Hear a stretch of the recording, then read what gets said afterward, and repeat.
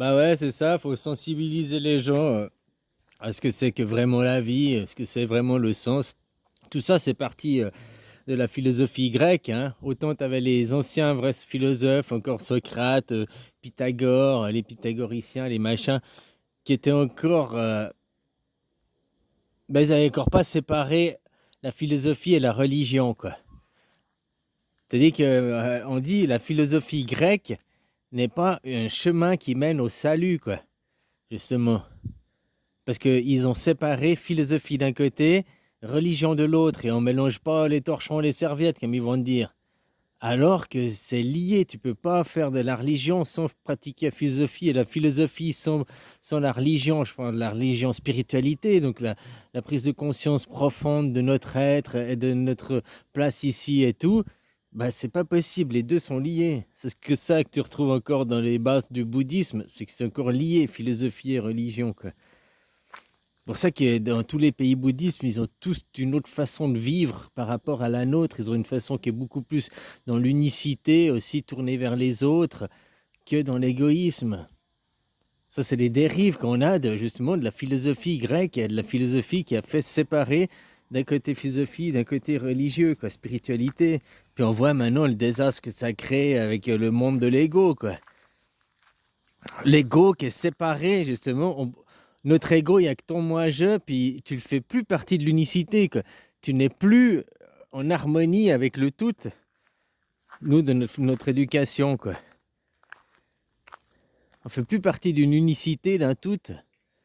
Tu comprends, quoi. Et ça, tu fais aussi comme tu veux, parce que les parents, chez nous, c'est les premiers responsables, hein. Autant l'école, elle n'est pas trop punitive, autant le gouvernement n'est pas trop punitif.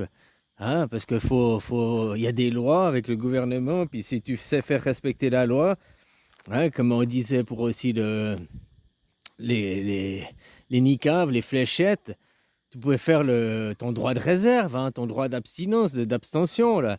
Tu as aussi le droit. Donc, tu avais aussi des portes de sortie. Tu avais qu'à aussi ne pas aller travailler, ne pas vouloir avoir le passeport vacances pour aller au restaurant. Donc, tu avais des portes de sortie, hein. Autrement, pour être punitif, faut faire des crimes, puis passer devant la justice. Il y a des lois. C'est-à-dire que tes parents, qui sont les premiers responsables de ta castration, qui sont les premiers responsables de ton viol mental, à t'empêcher d'être un être vivant. Ici, tu es chez moi, tu fais ce que je veux, tu fais...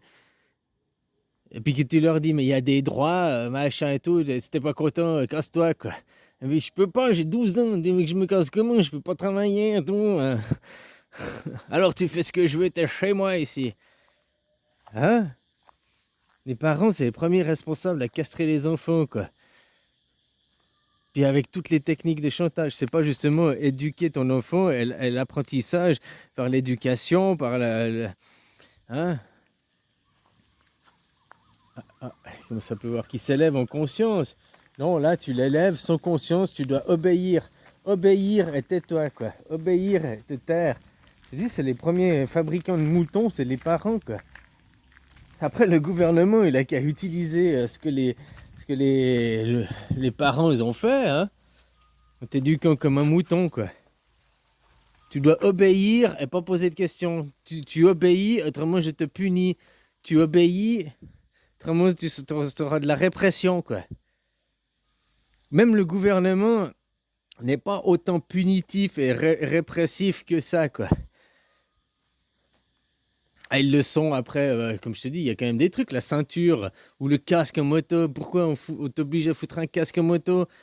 Si tu veux pas foutre de casque, avoir un accident, c'est ton problème, c'est ta vie. Mais il faut comprendre que derrière, s'ils ont obligé le port du casque pour ta soi-disant sécurité, la réalité, c'était pour les entreprises qu'elles vendent du casque. Maintenant, je sais pas combien il y a de motards en France, ou je sais pas, disons que tu as 5 millions de motards, eh ben, tu es sûr d'assurer 5 millions de ventes de casques tous les 2 ans, quoi. Hein? Voire tous les 1 an, quoi, ça dépend. Peut-être pas autant que 5 millions, il y en a qui changent pas leur casque régulièrement, mais tu comprends ce que je veux dire? Donc t'achètes, et puis qu'est-ce qu'ils ont fait maintenant? Ils ont obligé le port des gants, quoi. Pourquoi ils ont pas obligé le port des bottes? Hein, ça va se faire petit à petit, le port des bottes, après le port du blouson, puis hein, tout ça, faut vendre derrière, faut vendre. Hein? Ah, voilà quoi.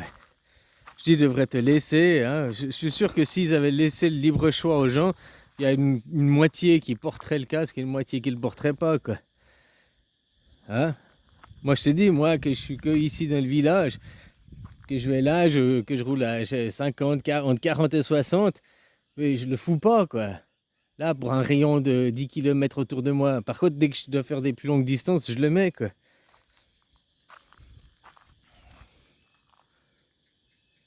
Enfin bref, c'était pas le sujet, quoi. Hein, j'en étais aussi on doit sensibiliser les gens à leur reprendre conscience que à la philosophie de la vie avec la religion. Maintenant, les gens, ils sont élevés dans l'ego, ils ont pas de philosophie, à part la philosophie de la culture de l'ego, quoi. Puis la religion, non, on est athée, quoi.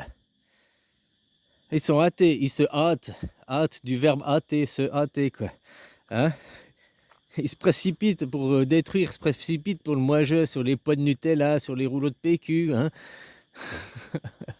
Voilà, quoi.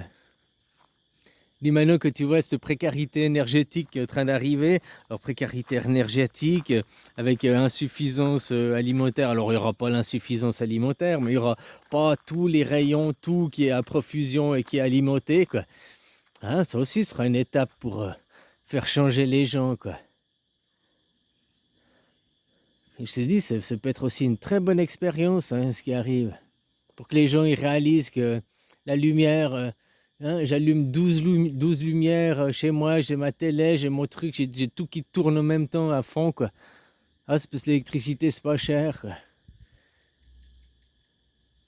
Hein, le frigo, faire remplir le caddie, là, 150 € de commission toutes les semaines, mais il y a 50 € qui passent à la poubelle aussi toutes les semaines, quoi. Ouais, j'exagère, hein, je caricature, c'est pas tout le monde est comme ça. Hein. Mais il y en a quoi, qui laissent le fruit là pourri, ah j'ai oublié ça dans le frigo, le légume, le machin, quoi. Hein. T'as cuisiné trop, tu fous dans le Tupperware, après tu manges pas les restes, ou bien.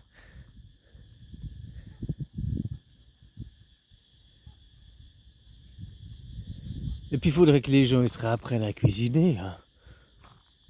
Parce que la junk food, je suis désolé, ça va pour dépanner, quand une fois t'as pas envie de cuisiner, quand une fois. Hein, mais que c'est du régulier tous les jours.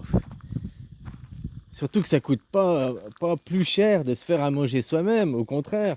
Puis au moins tu sais ce que tu mets dedans. Puis non seulement tu sais ce que tu as mis dedans, de quantité de sel, quantité de poivre, les machins et tout, mais énergétiquement, tu sais ce que toi tu cuisines. Et que tu cuisines et puis que tu mets ton amour dedans et tout, quoi.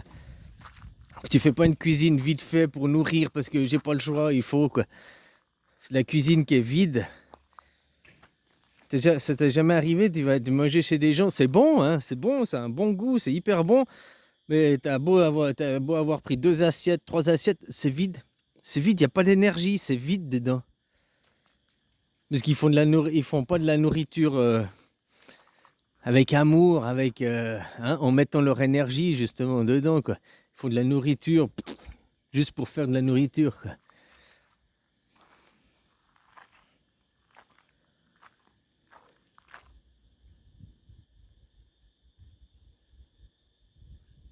Tu t'en as d'autres, bah tu vas et tu prends une assiette, t'arrives même pas à la finir parce qu'elle est tellement bourrée d'énergie, quoi. Hein, tellement qu'il y a d'amour dedans, quoi. Il n'y a pas que l'énergie, il n'y a pas que la nourriture. Tu manges, c'est physique, effectivement, mais il n'y a pas que ça. C'est pas juste le fait de manger, la nourriture. C'est bien plus profond que ça, quoi.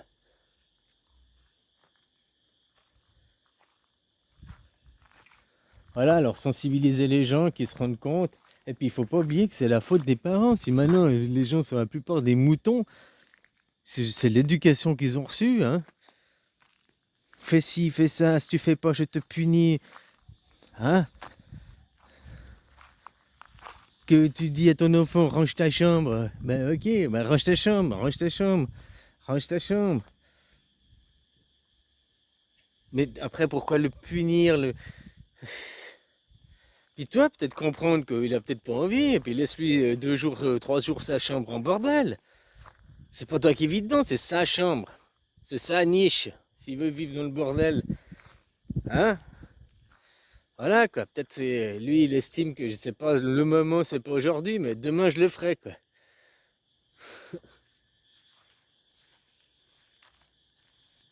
Enfin, voilà, quoi. Ce que je voulais dire, hein, les parents, c'est les premiers responsables de créer des moutons, de créer des gens qui ont après plus de, assez de conviction, de persévérance, je trouve pas le mot, là, qui sont lâches, quoi, qui sont fragiles. Hein? On leur dit, tu fais ça, autrement tu prends 135 euros d'amende. Oui, oui. Tu dois gagner ta vie ici. Ah, tu es le seul animal qui doit gagner ta vie et enrichir les riches. Si tu n'enrichis pas les riches, tu es pas bien, tu es malade. Oui, oui. Hein? Et ça, franchement, les parents, voilà quoi. De ma génération, je connais beaucoup des parents qui sont punitifs, répressifs. Hein.